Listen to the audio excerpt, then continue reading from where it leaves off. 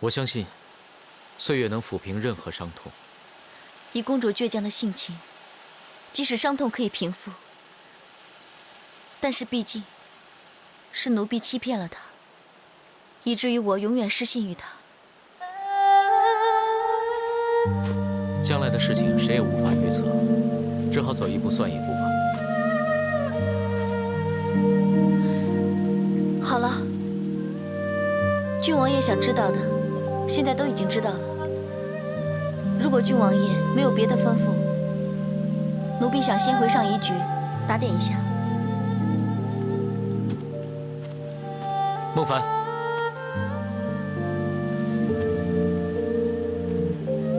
为什么本王觉得我们俩好像变得有些生分了？宫里有宫里的规矩，我们做奴婢的还是循规蹈矩一点的好。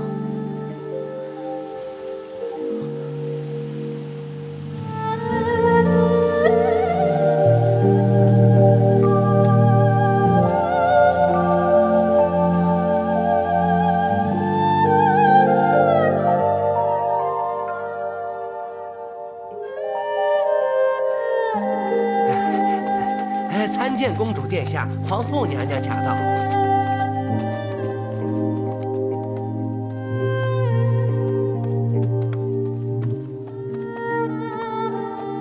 奴婢参见皇后娘娘。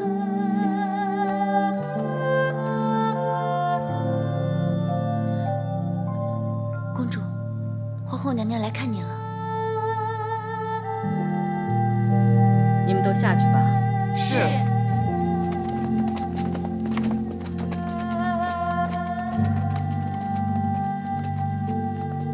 怎么，果儿还在生娘的气呀？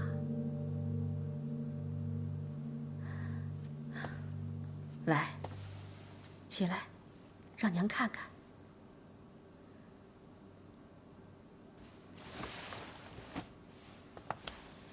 哎呀，你的脸色这么差，哪儿不舒服啊？要不要换御医来看看呀？不，孩儿没事。还说没事儿？这2天你茶饭不思，闷闷不乐，再这样下去，没病也会闷出病来的。孟凡，你是怎么伺候公主的？奴婢知罪。你照顾不好公主，要你何用？奴婢知错，奴婢甘愿受罚。母后，这不干孟凡的事。这2天是孩儿吩咐他不要在旁伺候的。孟凡，你起来吧。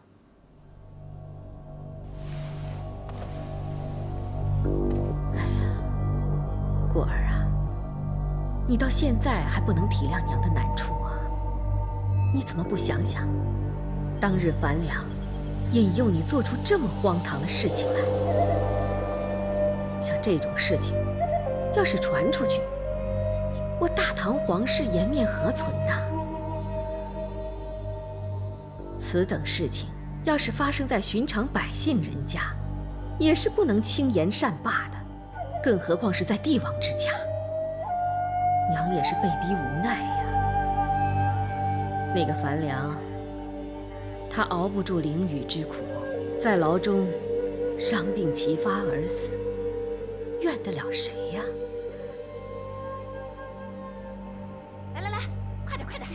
你用点劲儿，真好玩，真好玩！再来，再来，来！哎呀，你输了，再来，再来，再来，再来！是的，再拿一个，来来。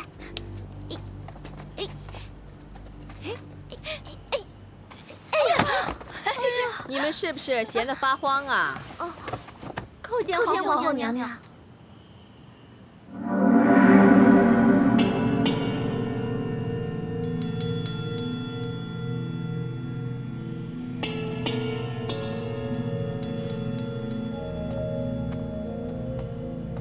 你们这是在玩斗草吗？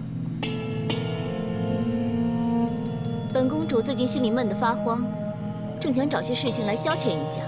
哎，女儿啊，那还不开个斗草会，热闹热闹？去，帮公主到御花园去选一些柔韧的草来，让公主比赛用。是，奴婢知道了。慢着，御花园里的花草本公主若能选用，其他人也能选用，对吗？采梅、孟凡，你们替本公主找一些比花草性质更加柔韧，能用作上等斗草的珍品回来，知道了吗？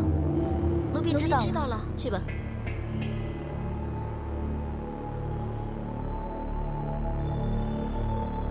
哎呀，不要吧！什么？哎呀，当心被公主进来又看见了。你怕什么？就是给他看见，又能怎样？你也见着了，上次我是怎么教训他的。哎呀，不要了！再怎么说，她也是公主，而我只是个奴婢。公主又怎么样？好歹我也是梁王世子，而你是我宠幸的女人，他敢动你一根汗毛吗？更何况他那个公主只不过是李家皇朝的公主。终有一天，这个江山……哎呀，你们这些纠缠不清的事情我不管，我只知道我是个奴婢，成天到晚要在宫里的，怎么说也要看公主的脸色讨活。我的好采梅，莫不是那贱人为难你了？昨天呀，我跟别人在斗草，刚好被皇后娘娘和公主瞧见。皇后娘娘不知道怎么了，忽然来了兴头，说什么搞什么斗草会。公主就吩咐我和孟凡去找一些什么性最柔韧的珍品，来供她斗草。你说她这不是在为难我们吗？哼，这个不成器的小贱人，从小就被皇后宠习惯了，一天到晚就知道嬉戏玩乐。不过，我还怕她真有几分是故意难为你。哎呀，那驸马爷，你可要替采梅快出个主意才好啊！好，我想一想，最柔韧的东西，哎，人身上的毛发不就是最柔韧之物吗？你干脆让他把自己的头发剪下一绺来，不就好了吗？哼，好啊，驸马爷可真坏。有了。我记得长安泥衡寺有一尊维摩诘佛像，汗下有一部胡须，据云是晋朝著名诗人谢灵运临死前亲手剪下，赠于寺院住持方丈。住持为纪念这场功德，便将这部珍贵的胡须粘附在那尊佛像汗下，从此以后便传颂为一时佳话。你跟我说这个有什么用啊？难不成你还能把这个胡须拿下来供公主消遣玩乐？他不是吩咐你找珍品吗？你只要把这件事情告诉他，不就交差了吗？哎，对呀。好了，我帮了你，就看你怎么报答我了。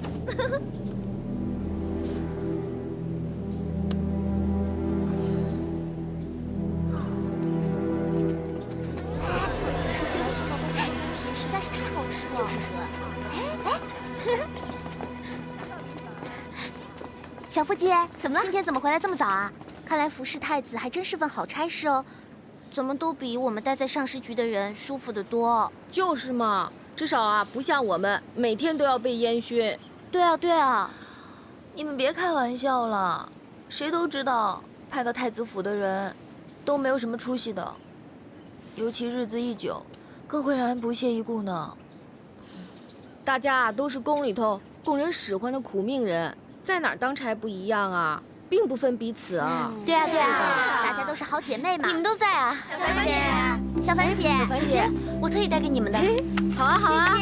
姐姐，你今天怎么来了？你不是很忙的吗？才没见几天，就这么想念姐姐啦？难道你就不挂念我这个妹妹吗？我就你这么一个妹妹，我不挂念你，挂念谁呀？这就不好说了，因为我知道还有一个你牵挂的人。你这个小鬼，一有机会就乱嚼舌头。哦，对了，其实我今天来这里呢，是有重要的事情。什么事？你们知不知道有一种斗草的游戏？斗草？小凡姐，你要玩吗？不是，是安乐公主呢，过2天要在宫中举行一个斗草会，所以让我去找那种上佳的比赛珍品。哦，要说斗草的话，那属君儿姐姐最精了。对啊，对啊。君儿，你知道啊？那当然了，这斗草分文斗和武斗，这个武斗呢选择花草的柔韧性是很重要的，所以呢，一般用来斗草的品种上呢，也是绝对不可以含糊的。同样啊，我们在选择文斗的材料上也是很有讲究的，一般用车前草。除此以外啊，我们还可以使用很多的花草啊、树木啊。比斗时，双方需各把草料相互交结成十字状，然后各自向后拉扯，以草料不断者为胜方。主要比试的是草料的韧性，所以在选择草料方面尤为重要。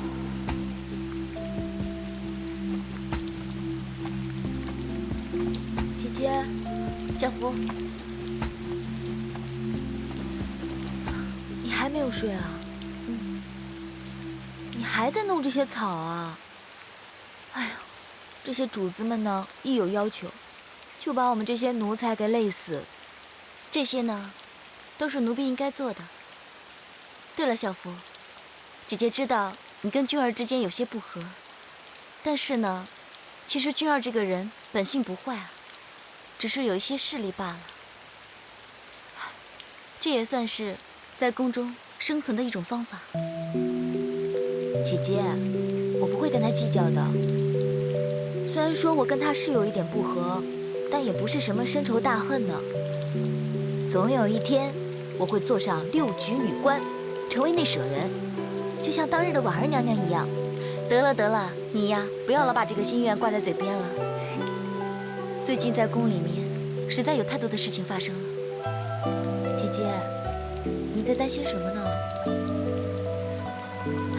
近来公主脾气有些暴躁，我希望这一场斗草会可以疏解一下她心中的郁结。小福，来，你帮我试试。来，你拉这边。哦，1、2、3，这样就好了。就这样啊？我来帮你。来，这样。根据奴婢搜罗所得，有一种叫龙须草的，最适合用作斗草，又名蓑衣草。这种草呢，会长出鱼皮叶状，每年生长出花梗，呈淡绿色状，多生长于江畔、河谷，还有沼泽、温润之地的山岩隙间。一般呢，会用于农舍人家作为编织绳索，来填塞各种家居用品，十分的耐用。不错，确实是下过一番苦功。谢公主谬赞。你呢？回公主，经过连日研究，奴婢认为人参毛发乃是天下至柔至韧之物。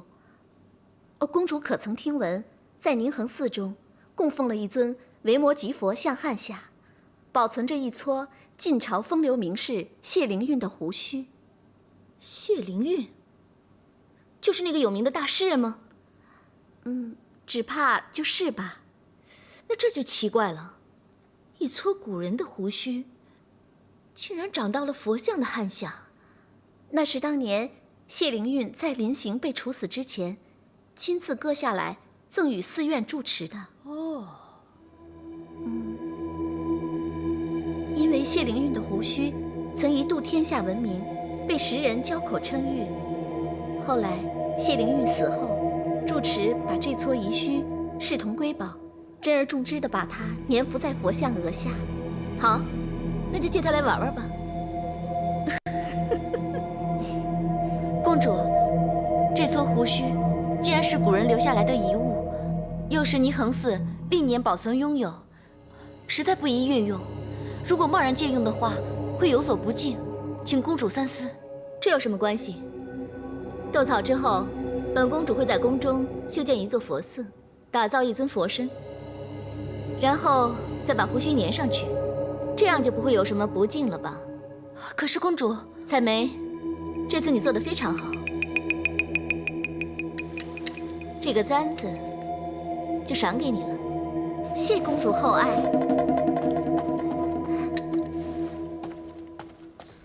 既然你也为本宫花费了一番苦功，你也有赏。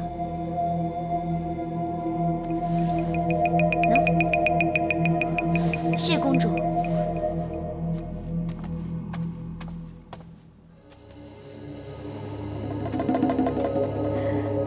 好好，高兴就好啊。奴婢参见驸马爷。免礼免礼。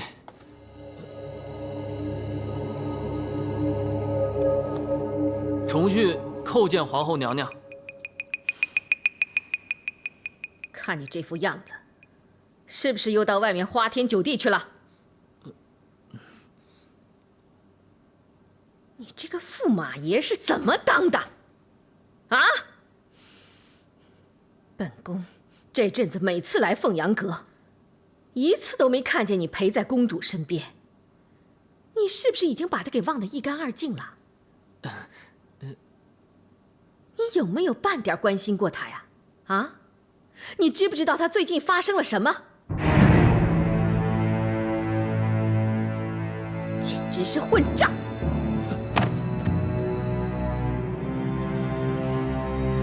本宫把女儿嫁给你，不是让她来守活寡的。重训知罪。你给我听好了，你要是死心不改，本宫不会跟你善罢甘休的。你好自为之吧。重训一定谨记娘娘教诲。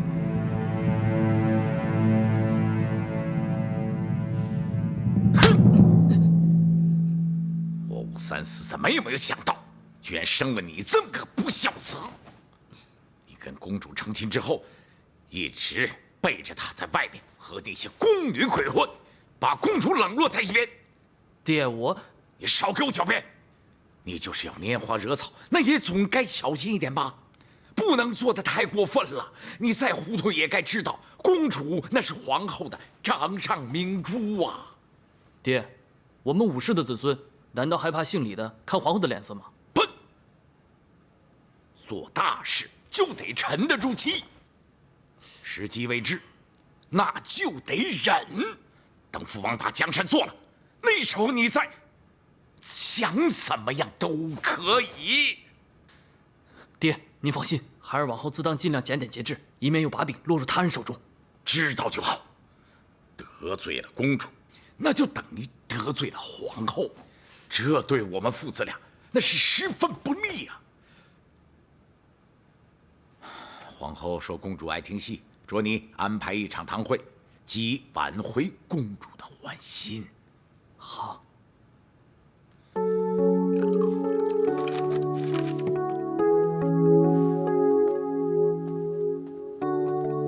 殿下喝茶。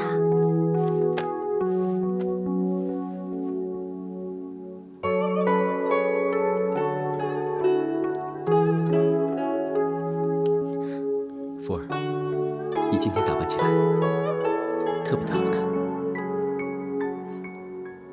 听殿下这么说，那福儿要是不打扮的话，是不是就不漂亮了？你可是越来越伶牙俐齿了。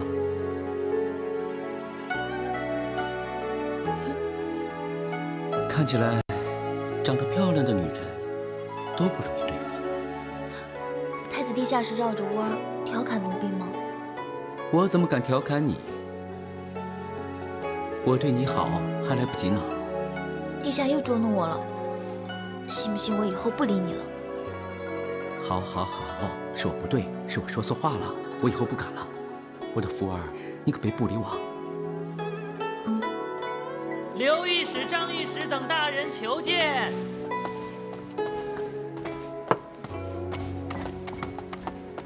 参见太子殿下。四位大臣，所谓何事？安乐公主为斗草玩乐，强夺霓衡寺谢灵玉遗墟，实在过分。此事不但招来文士非议，强夺民产，更加引起民愤呐。请太子爷定夺。各位大臣，安乐公主本性并不坏啊，她会这么做，恐怕其中必定有什么原因。此事我会查清楚，你们下去吧。臣等告退。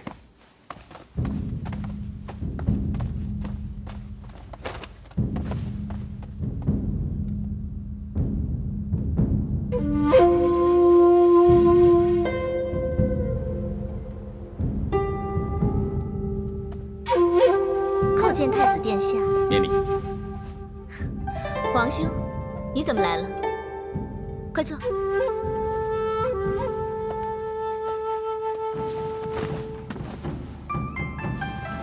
皇妹，最近听说你心情郁闷，可皇兄一直为了政事操劳，没有时间来看你。多谢皇兄关心，果儿已经好多了。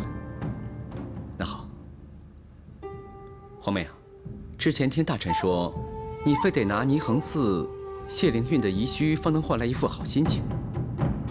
皇妹可否想过这么做是对还是不对呢？皇兄如果是来数落我的话，就不妨省省这口气吧。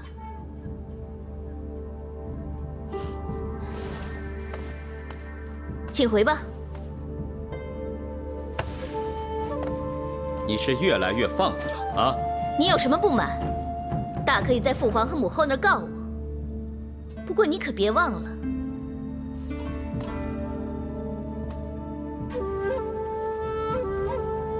我才是母后亲生的。你打呀！如果你不想当这个太子的话，那就打呀。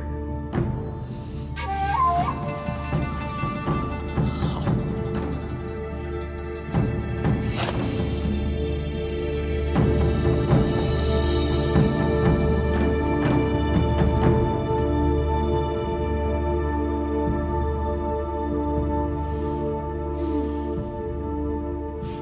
父皇，难道您真的要如此放任安乐公主，让她无法无天的胡闹下去，而完全不闻不问吗？拿几缕什么古人遗墟来斗草玩乐，不过就是孩子气的恶作剧。这么看来也没什么大不了。那就根本不是恶作剧。安乐公主是仗势欺人，任性妄为，近日来她更是挥霍无度，早已惹了众怒了。父皇，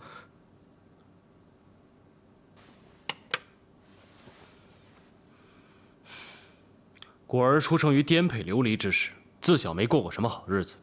俊儿，你身为长兄，即使安乐公主随心所欲，有所逾矩，你也只宜慢慢悉心教导，加以循循善诱，不必要把事情闹大。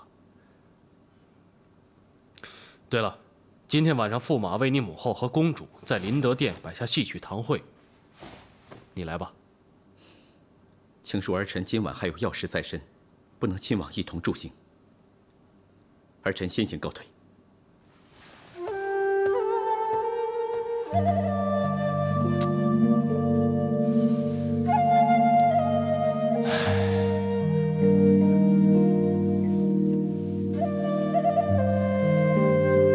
公主今天晚上想佩戴哪根发簪？随你吧，反正只是看戏曲，又不是出席什么隆重的场合。公主是还在生奴婢的气吗？生气也好，不生气也罢，反正樊良是活不过来了。事情都过去那么久了，不管公主殿下是否原谅奴婢，奴婢都真心希望公主可以开开心心的过每一天。说的倒容易，你可知人生最大的悲剧就是生离死别。但是公主，有时得失之间也不必太过执着。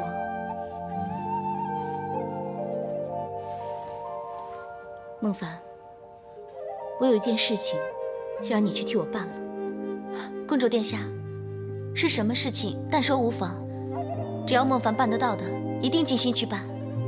我想让你在太液池上帮我放个河灯。放河灯？是为樊良祈福吗？这也是我为他做的最后一点事情吧。但愿他早日登上极乐，下辈子平平安安，别再受这般苦了。请公主放心，奴婢一定尽心去办。不过你要记得，不能让任何人知道这件事情。奴婢明白。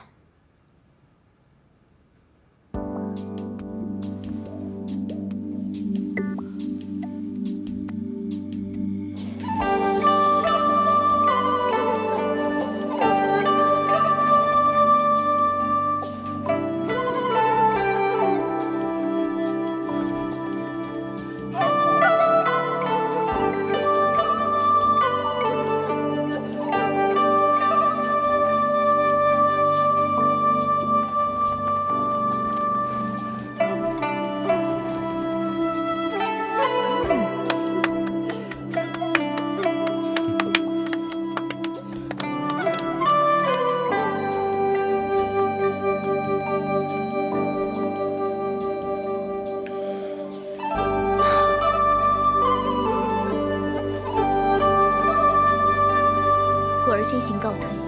怎么了？女儿只是觉得身体不太舒服，用不用请御医啊？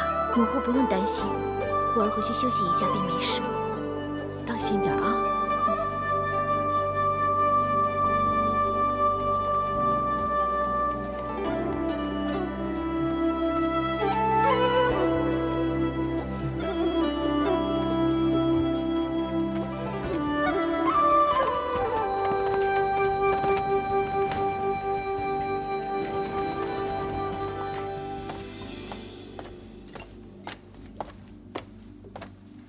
公主，您要的水打好了。好，放那边吧。是。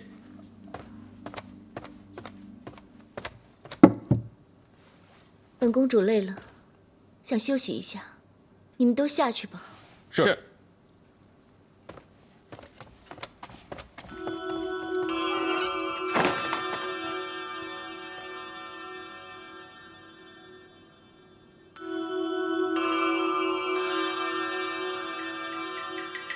采梅，采梅，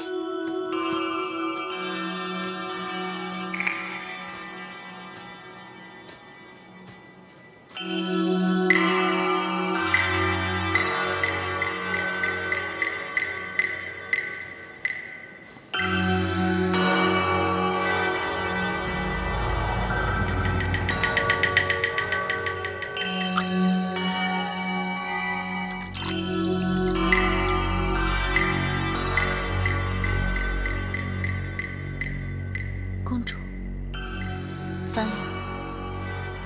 希望你们来生能够再相遇，再结这段未尽之缘。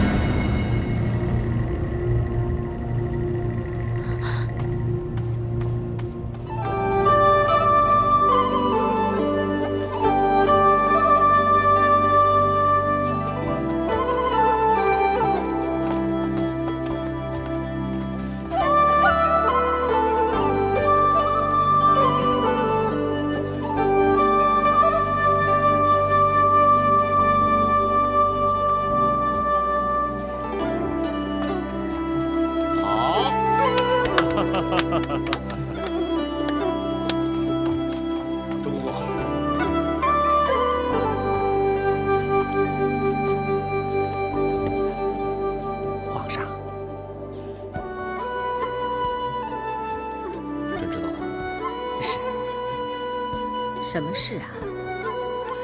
罗将军说有要事禀告。什么事情非得这个时候禀告啊？末将参见皇上、皇后娘娘、公主殿下。何事？你说。回皇上，末将刚刚得报，有人在太液池中发现一具浮尸，经查明正身后，证明是宫女采梅。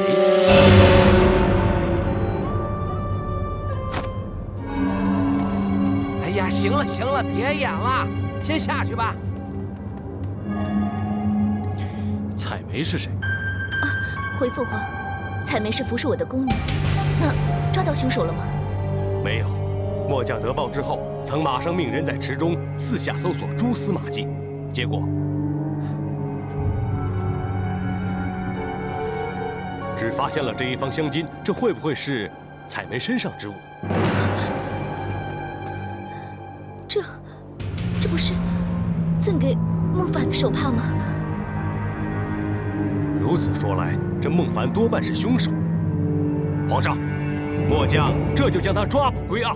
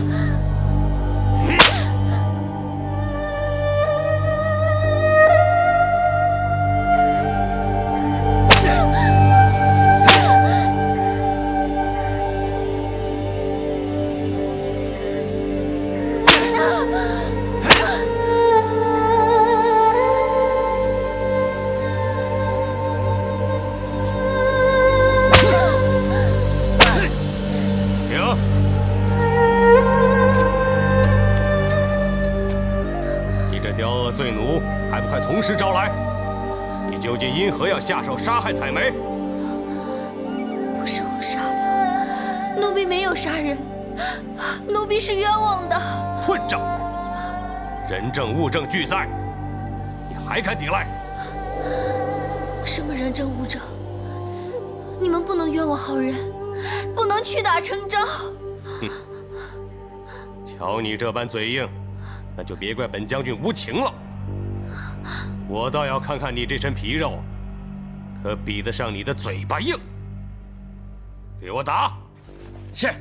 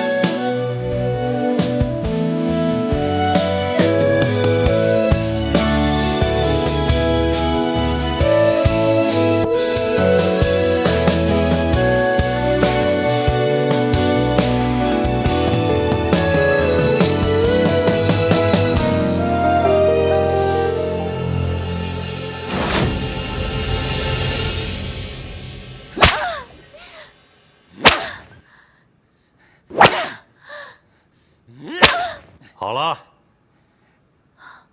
我没有杀人，奴婢是冤枉的。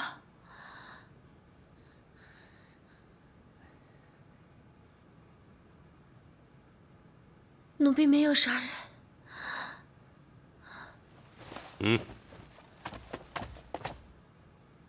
你仔细认认，那天晚上在太液池边看到的宫女，可就是她？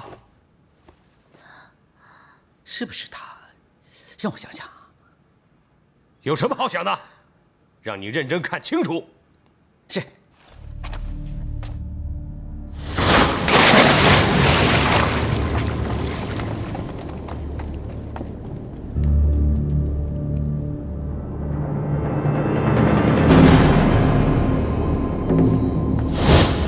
没错，小的记得很清楚，出现在池边的宫女就是她。看见了吧？这就是人证。看你如今还怎么抵赖？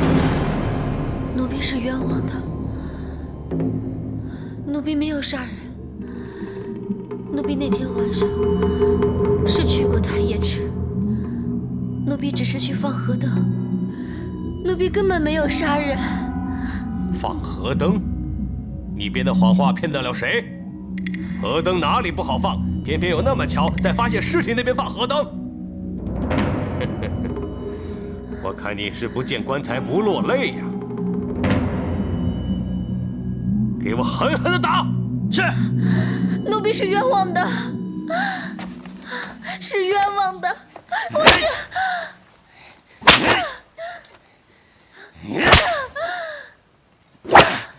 我来。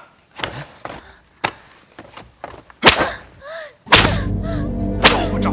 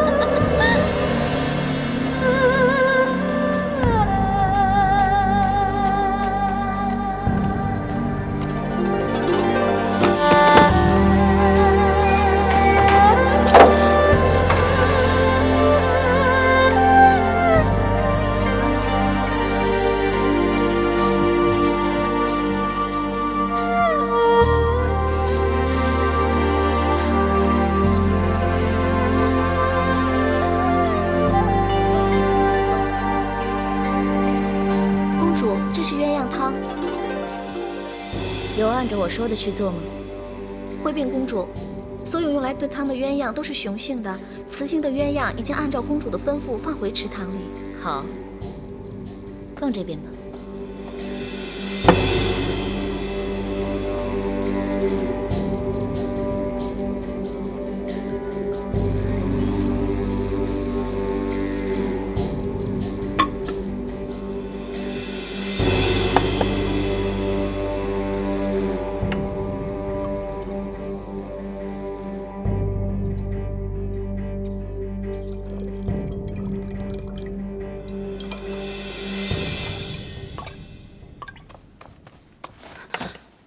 公主，请你大发慈悲，救救姐姐！你先起来吧，有事情慢慢说。是。公主，姐姐被抓，说她杀了人。这件事情我早已经知道了，我也相信你姐姐她不会杀人，其中一定有什么误会。现在只有公主可以救姐姐。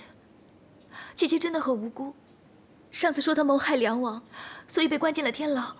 这次竟然说她杀了人，也不知道是谁诬陷姐姐。如果被我知道，我一定不会放过她。清者自清，只要你姐姐是无辜的，她一定会没事的。可是我怕她屈打成招啊！公主，求求你马上去救她。迟了可就来不及了。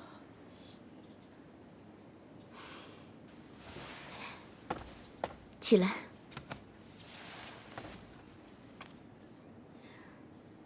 幕府，不是我不想帮你姐姐，只是我在朝中实在是没有什么实权呢。可是我不想她死，她是我唯一的姐姐。我不想她死。你先别伤心，带我先探望孟凡，看看有什么可以帮忙的吧。多谢公主。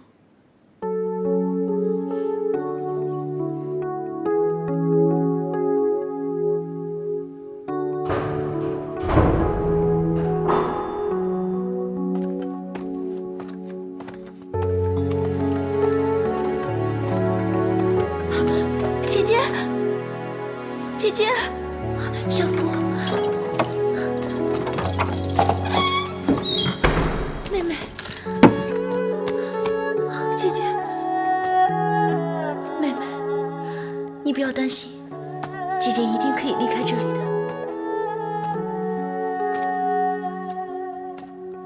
公主，奴婢参见公主。不必多礼。谢公主。公主是特地来救你的，真的。我会尽力的。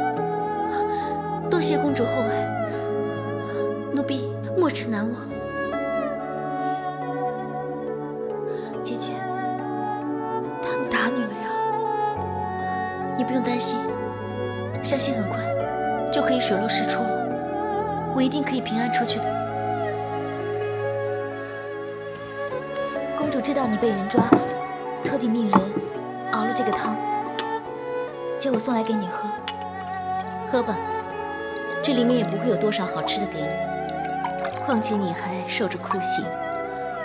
公主对奴婢的洪恩，奴婢终身不忘。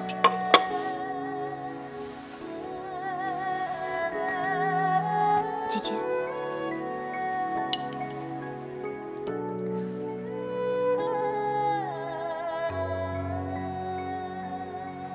这是熊鸳鸯的汤，你觉得好喝吗？好喝。可是，一只雄的死了，另一只雌的还活着，这就是苦命的鸳鸯。如果你还想喝，我会派人来送给你。谢公主厚爱，奴婢敏感无内。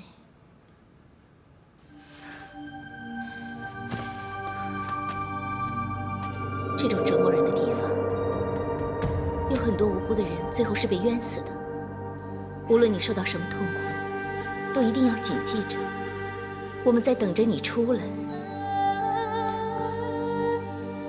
姐姐，你一定要记住公主说的话，我只有你一个亲人了。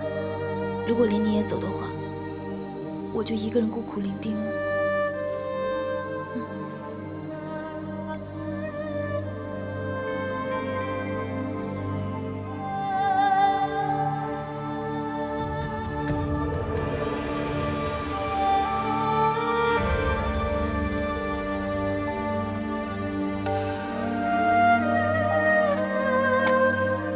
福儿，看你的脸色，似乎是不太好。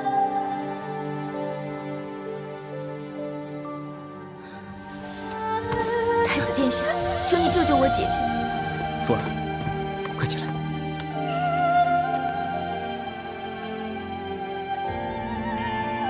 我不是跟你说过了，虽然我是太子，但国有国法，何况六宫之中以皇后为首，让我怎么帮忙？天下只有你一个太子，你说可以，一定可以。更何况那是我姐姐，我只有她一个亲人，没有她，我不知道该怎么办呢。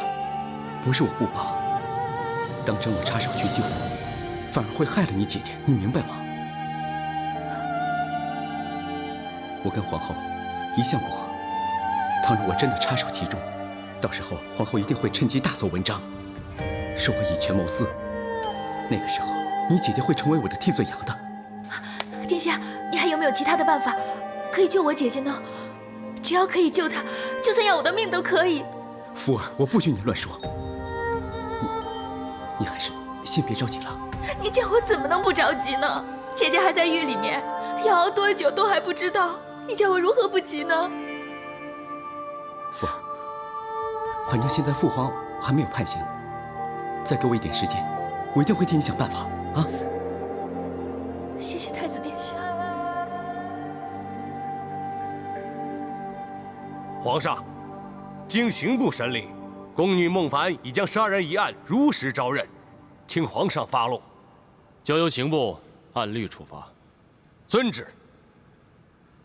启禀父皇，儿臣听闻这宫女孟凡乃是在牢里被屈打成招，儿臣认为此举不单单影响我朝廷的威信，更有可能殃及无辜，所以儿臣认为不应该如此草率将其定罪。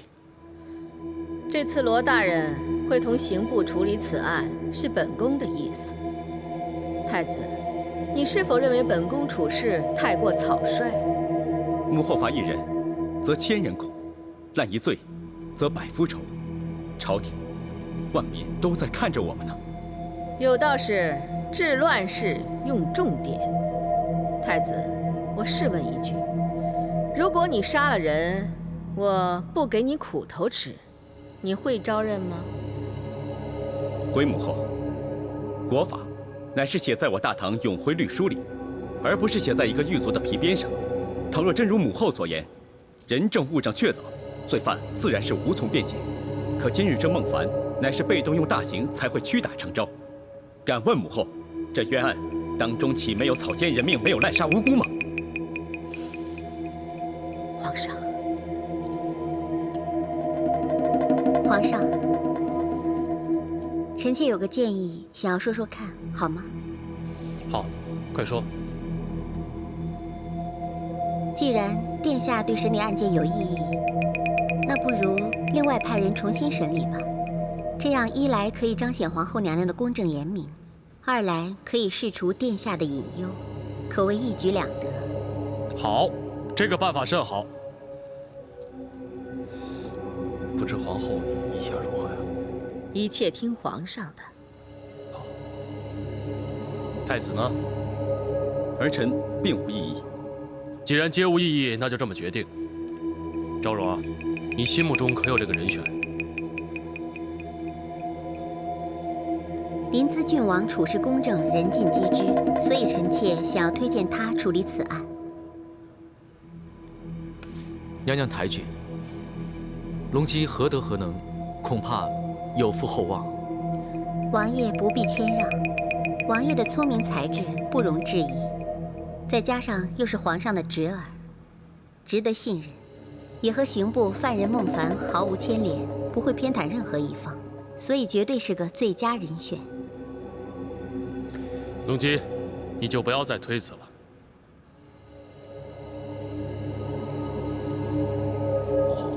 你觉得这样好吗？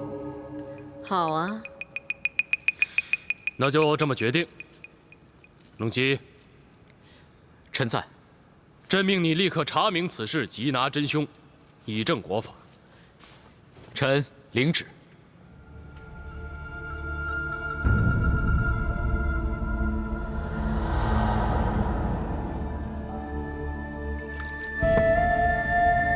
请喝茶。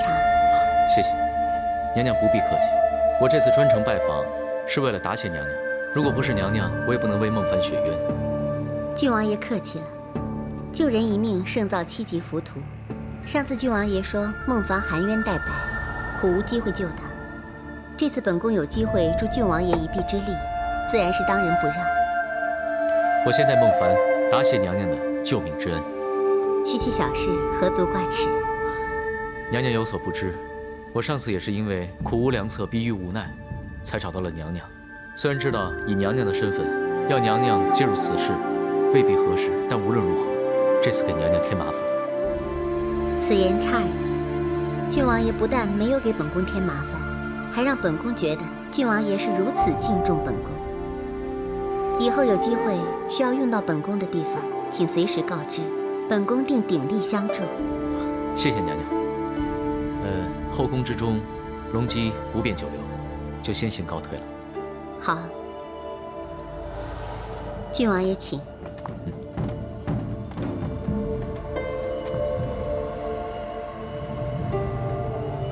娘娘，我看郡王爷对这件事情很是紧张，娘娘知道什么原因吗？往好的一面说，郡王爷是一个大好人，上至皇上，下至老百姓，他都照顾得无微不至，关照有加。那如果我坏的一面说呢？好人做好事的原因很多，目的只是让别人快乐，自己也快乐。不过坏人做坏事呢，原因就比较复杂。如果真的要说的话，我看3天3夜也说不完。至于为什么他要帮人，这个原因我就不知道了。我只知道为什么我要帮他。那娘娘为什么要帮郡王爷呢？当初你不懂下棋的时候，你是如何判断这盘棋谁胜谁负呢？我会看谁的棋多呀。娘娘的意思是，郡王爷也只是娘娘棋盘中的一颗棋子。你只猜对了一半。如今没有下棋的人，只有棋子。在分出胜负之前，你要让双方都知道你是自己人。小月明白了。如今娘娘只要和各方的势力都建立好关系，将来不管谁做了皇帝，娘娘一定保有一席之地。但是小月有个问题，如果让其中一方发现娘娘也是对方的人，这怎么办呀？要成就伟业，总要冒些风险。至于风险的大小，就要看各自的修行了。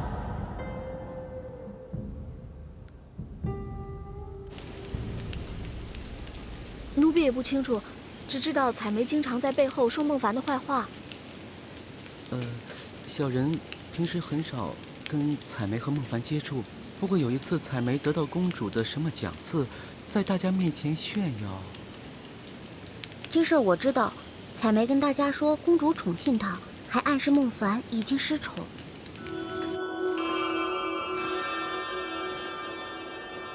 我也相信孟凡他不会杀人，皇兄，请你尽力的为他洗脱嫌疑吧。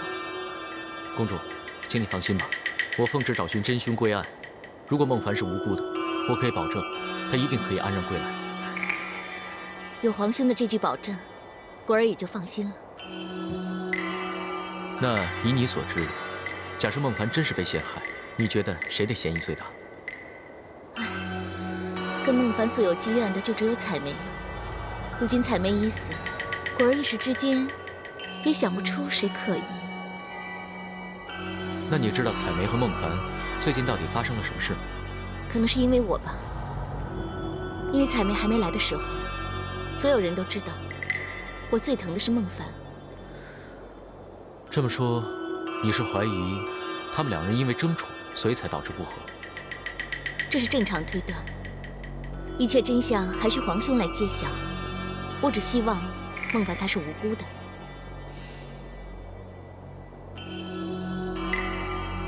回王爷的话，小的经过详细剖验死者尸体，发现死者肺内积水，的确是浸死的。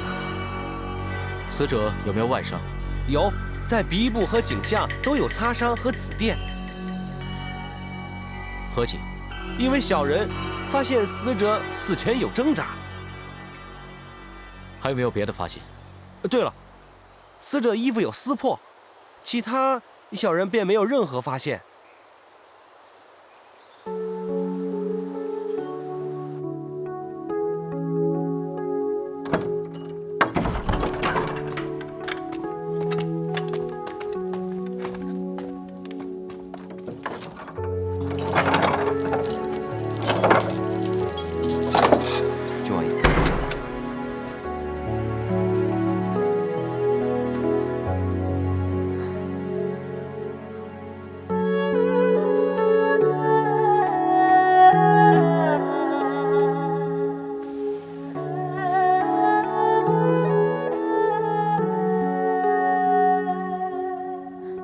没想到我们再次见面，会是在这里。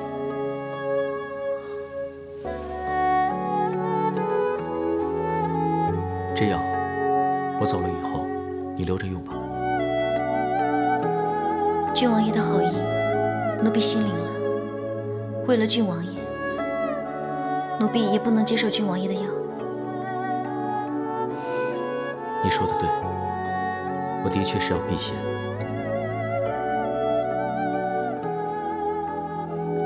你知道我最近正在调查的这个事情吗？奴婢知道。如果我找不到证据的话，我可能不能帮你洗脱你的冤情。郡王爷的大恩大德，奴婢实在无以为报。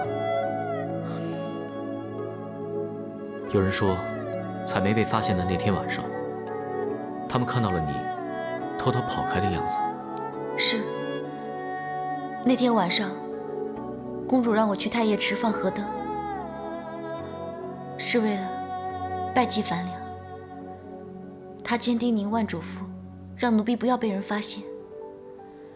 后来，当有人接近我的时候，我就立即转身离开。那为什么在采梅的身上发现了你的手帕？我说不知道，郡王爷会相信我吗？我信。可是大家相信的是人证和物证。奴婢是否撒谎，去问公主殿下便可知道。郡王爷还是不要去问公主了。是不是你怕安乐公主会刁难你，因为她不希望让别人知道你带她祭拜樊良？我不想因为这件事情让公主再次难堪。樊良的事情，她已经很伤心了。但这对你不公平。如果公主认为应该为奴婢作证，她会站出来的，也不用郡王爷多问。你好像知道什么，却不跟我说。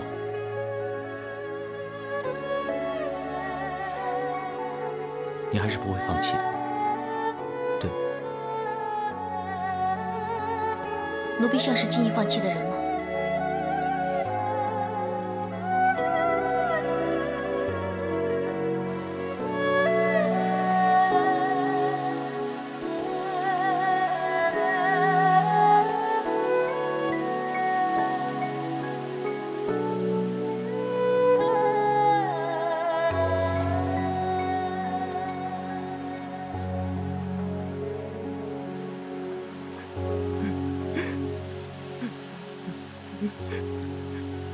彩梅，彩梅，你死得好冤呐！你死得好冤呐！彩梅，是我害了你，是我害了你。你放心吧，我一定会给你个交代的。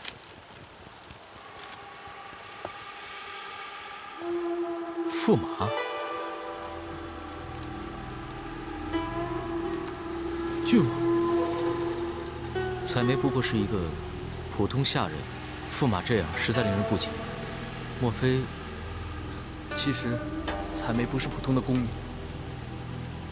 实不相瞒，她跟我是有关系的。什么关系？这还用说吗？明白。所以，我要趁着人少一点的时候，偷偷来祭拜她一下。少一些人知道，就少一些是非。原来，驸马还是一个重情重义之人呢。也不知道他这次离开，是幸还是不幸。什么意思？公主发现了我和彩梅的关系，我一直都怀疑是她杀害了彩梅。可是我问过公主周围的人，他们都说公主对她很不错。女人到底在想什么？我们男人永远也不会猜得透。郡王爷，你也听说过黄蜂尾后针，青蛇口中信，两者皆不毒，最毒妇人心。只要怒火烧起来，女人什么歹毒的事情都做得出来。这些年，这种事情还少吗？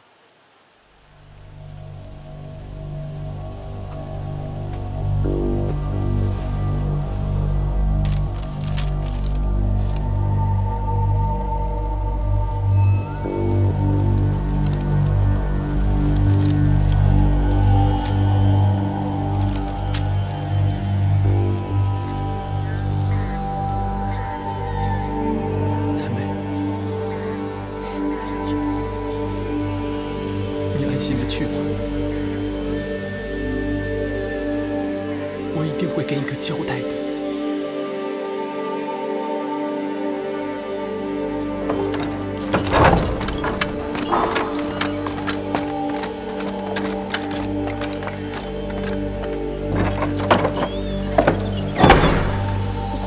进去，老实待着吧。你怎么样了？你没事吧？没事，在这儿多待一会儿。 我就可以出去了。待多久？20年吧。你犯了什么罪啊？只是在凤阳阁偷了一件古玩出去卖，怎料被发现了。说来，我们也挺有缘的，都是服侍过公主的人。 原来你也在凤阳阁做事。我叫桂花，我叫孟凡，你就是孟思月。如今我们都是阶下囚，就不要称呼什么思月了，叫我孟凡就可以了。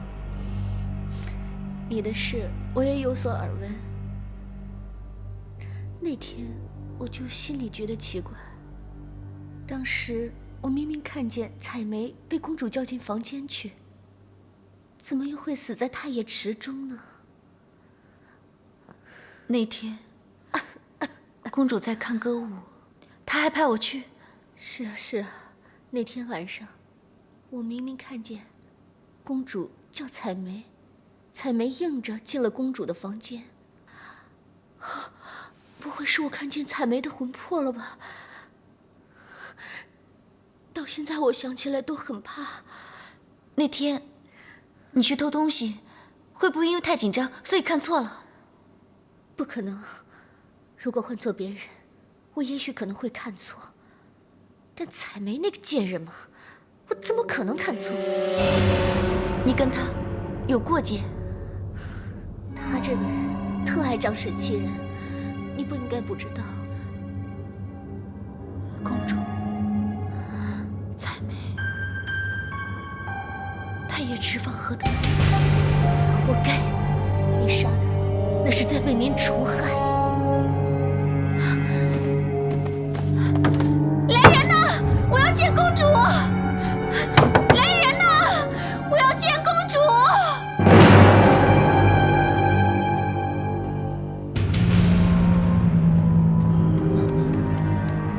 三公子，你猜的没错，有宫女证实，公主在看歌舞的时候，离开一会儿回去休息。看来是真的。她走了多长时间了？不出1炷香。如果这样的话，那这问题可就又来了。什么问题？如果公主就是凶手，那凶案只能发生在凤阳阁，但尸体是在太液池内发现的。如果说人是在凤阳阁被杀，那公主又怎么能把尸体沉到太液池里面去呢？一定有人帮助她，她不可能一人所为。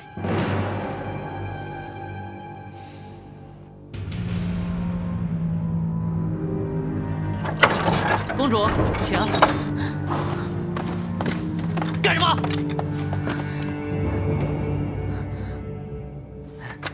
公主，请。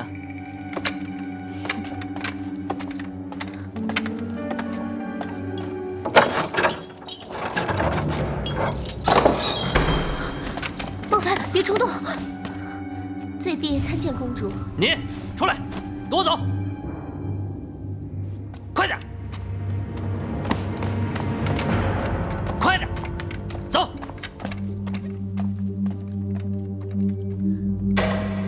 是不是你害我？将死之人果然什么都不怕，竟然敢用这种口气跟我说话了。有人说，那天你在看歌舞的时候，你回到凤阳阁叫过彩梅，之后，彩梅就死在太液池里。那一天，你叫我偷偷去太液池放河灯，刚巧彩梅就死在太液池。哪有这么巧的事情？这一切是不是你设的圈套？你果然是聪明，是又怎么样？你为什么要这么做？来而不往非礼也。你这什么意思？你说我给你设了个圈套进去，没错，是谁先骗谁在先的。我明白，是为了樊梁一事吗？什么就叫为樊梁一事？看来我和那个小贱人一样，都该死。你们觉得骗我是一件很好玩的事儿是吗？我没有，我从来都没这么想过。你有。如果你没有的话，你就不会骗我。你常常跟我说要如何如何的对我好，还要报恩呢。可是你是怎么回报我的？我已经解释过了。闭嘴！好，一人做事一人当。你要报复的话，就冲我一个人来好了。为什么要杀害彩梅？搭上一条人命，你不觉得这么做太残忍了吗？残忍？那个小贱人勾搭驸马的时候，他有没有想过我的感受？当然，我根本不在意他们之间的丑事。不过，我杀了他，就是在惩罚那2个狗男女，这叫一箭双雕。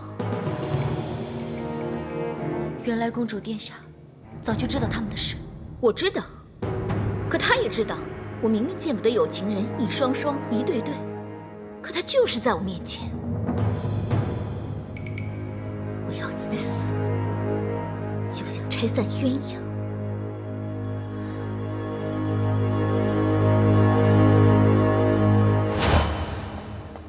公主，这么晚了，有什么吩咐吗？本宫还不想睡。啊，对了，你去看那个盆子里究竟是什么呀？是。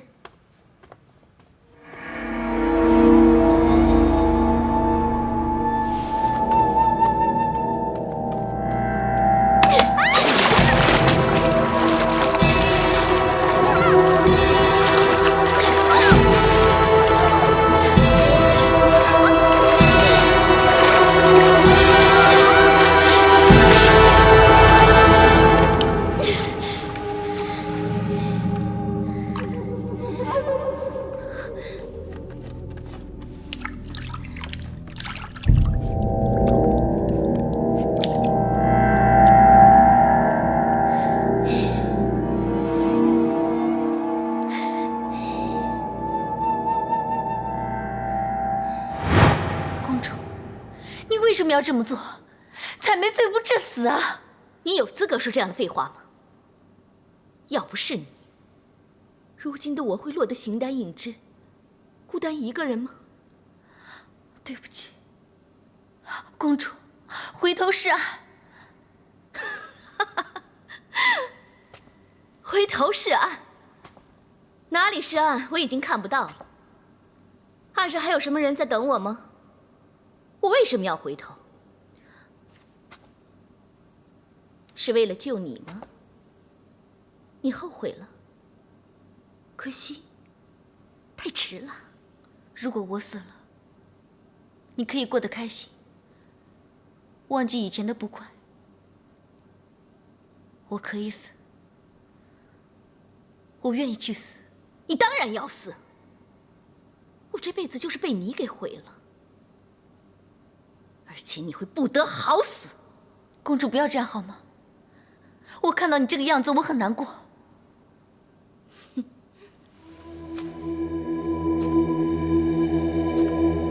不要在这猫哭耗子假惺惺。无论怎么样，我都不会放过你，放过伤害我的，甚至天下的人。只要我看着碍眼，我就不会让他们好过。公主，你这样做也不会开心的。你不是我，你怎么知道我不开心呢？你还记得我给你送来的鸳鸯汤吗？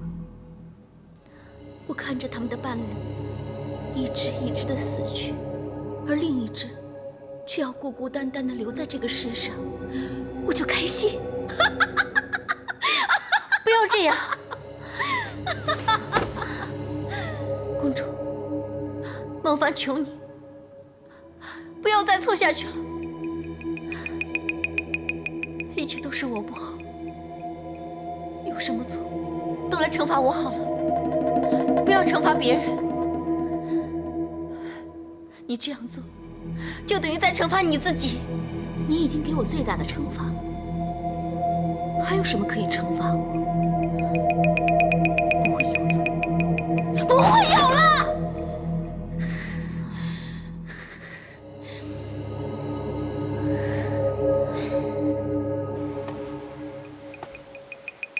方生，我真不愿相信公主是杀人凶手，但现在所有的迹象都表明，安乐公主的嫌疑是最大的。是啊，就像驸马所言，公主的性格根本不可能容忍采梅的存在。看来我们的当务之急，就是必须要先找到目击证人。如果真凶是公主的话，那孟凡真的要倒大霉了。怎么会那么巧？出事时，他刚好在池边出现，又偷偷摸摸的溜走，还被人发现个正着。方生，这件事情绝对不是巧合，不是巧合。公主选择在这个时候叫孟凡带她到池边放河灯，在我看来，其实就是有她的目的的。殿下是怀疑公主存心栽赃嫁祸。王爷，属下刚收到消息，孟凡已画押认罪。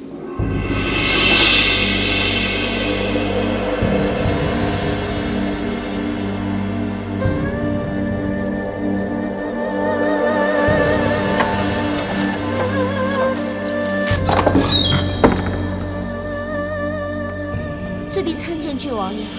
你怎么这么糊涂？凶案真相未明，你为什么要认罪呢？郡王爷，请回。孟凡，你不要命了？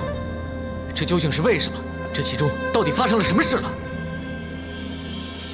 如果郡王爷要奴婢现在就死，奴婢现在就可以死在你面前。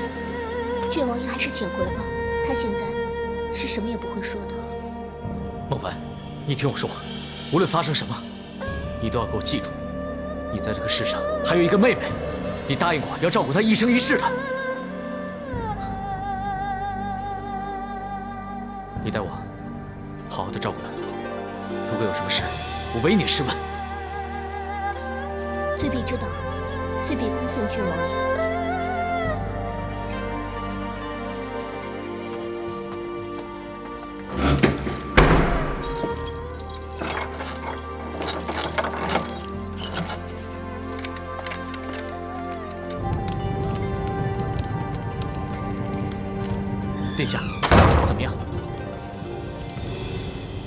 孟凡不管怎么样，都不肯说实话，像是要放弃一切。他是不是受了什么恐吓或者刺激？玉作说，公主曾经来这里见过孟凡。我猜测孟凡突然变成这样，一定是跟公主有关系。难道公主威胁孟凡认罪？现在下这样的结论还太早。不过以孟凡的性格，他如果这样做，就一定有他的道理。这就怪了，难道他不知道这种罪承认就是一个死吗？孟凡是一个很坚强的人，唯一的弱点就是太重感情。他突然认罪，一定是有什么原因，而这个原因跟公主见的一定有关系。要不要我们去找公主，查问一下？没用的。如果真的是跟公主有关系，他自己是绝对不会说出来的。所以接下来，我必须及时阻止，否则可能根本就来不及救出孟凡了。殿下，你有什么方法？如今我们什么证据都没有啊。事到如今，为了救孟凡出来，唯有兵行险招了。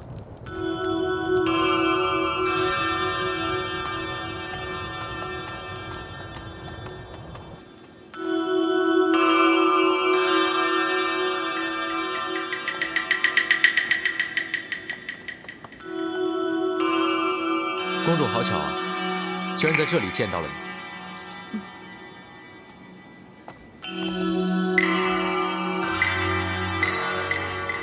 皇兄，别来无恙。谢谢公主的挂念。我最近身子不太舒服。哦，是吗？可能事情太多，要保重呢。果儿现在还要去见母后呢，不妨碍皇兄办事了。除了皇上要我查的那件事，其实没有什么太重要的事情。是吗？不是听说孟凡那个奴婢已经画押认罪，皇兄怎么还不能定案呢？真正的杀人凶手还没有查出来，我怎么能放弃呢？这么说，皇兄有证据证明孟凡是无辜的？是的。有什么证据？孟凡跟你说过什么吗？公主，你好像很想知道什么。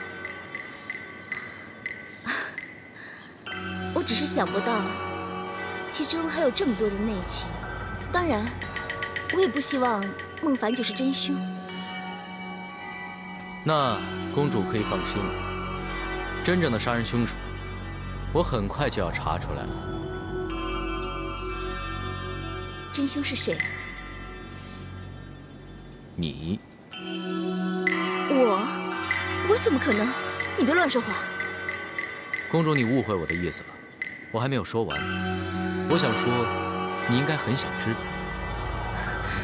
当然了。可这件事太大了，我没有办法透露太多东西。但是我不告诉你，又对你有点太过分，所以我就告诉你一点点。好，你说。那天仵作在他身上找到了公主的。你干嘛用这种眼神看着我？你不会怀疑我就是凶手吧？不是怀疑。那我就是凶手了。公主，你不要生气，我没有说你是凶手，只是那个仵作说，从伤口上看，他是被勒死的。那不正是孟凡的手帕吗？但那天晚上，不是你让孟凡去拜祭樊良的。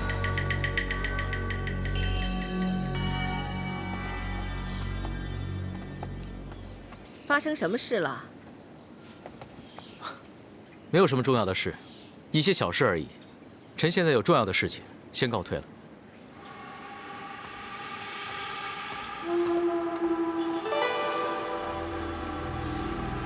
到底发生什么了？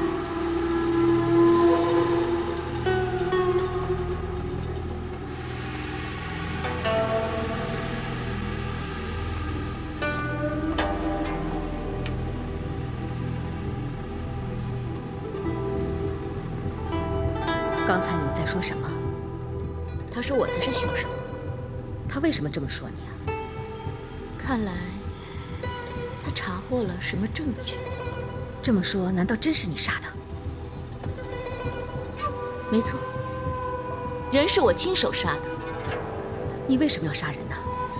财媒勾引驸马。本来就该死。杀他的方法多的是，你为什么要亲自下手啊？如果我不亲自下手，又怎么能出了这口怨气？而且我还要1石2鸟，把所有伤害过我的人都除掉。你说的是孟凡？对，就是他。我跟他情如姐妹，无话不说，但他竟然骗了我。明知道真相，他却天天像看傻子一样看着我怎么思念一个永远都不可能再回来的人。我一定要让他死。当天晚上，我想把孟凡一刀给杀了，可是这样太便宜他了。我要让他吃尽苦头，再送他去死。没想到，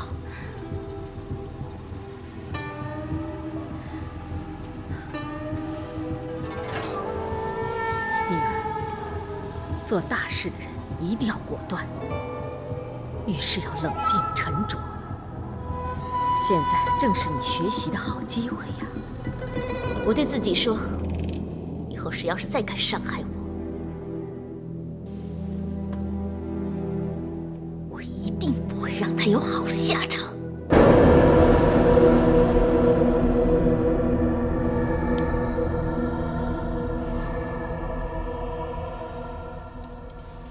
你已经好几天不吃不喝了，你真的想饿死啊？嗯。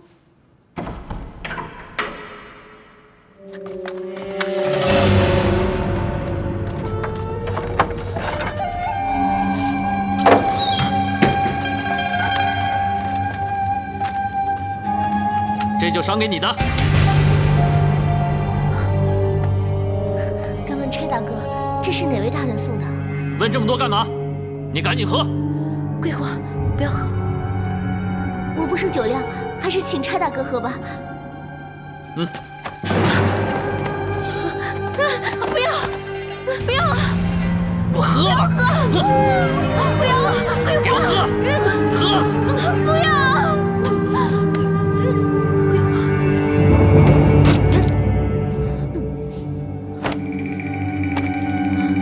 桂花，不要这样！为什么要这样？带走。是。桂花。桂花，桂花，桂花！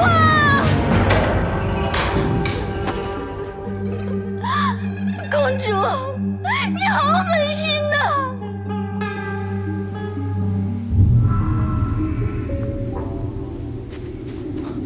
殿下，我刚收到消息，跟孟凡一起坐牢的那个桂花忽然死了。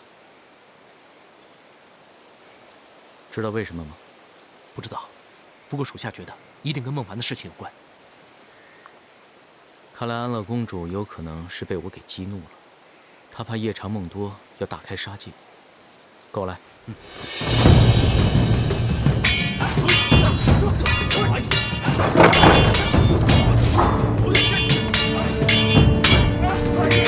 开门。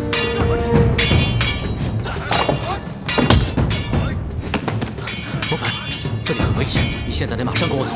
为什么要走？你之前说你是清白的，是吗？是，就是这个原因，你现在必须跟我走。桂花是怎么死的？你应该明白，你再不离开，就是下一个桂花。快跟我走！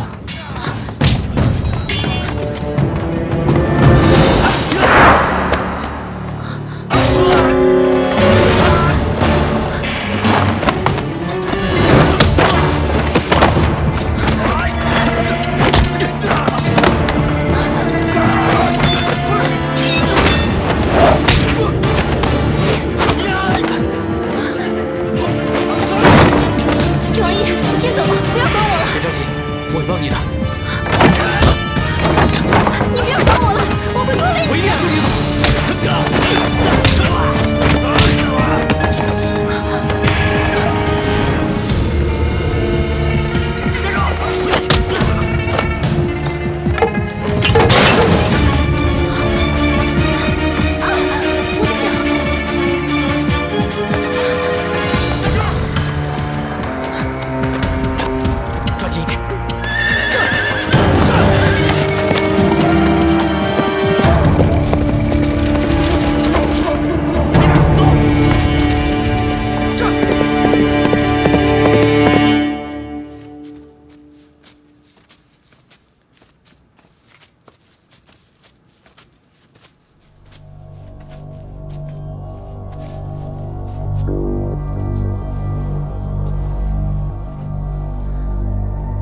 是安全的。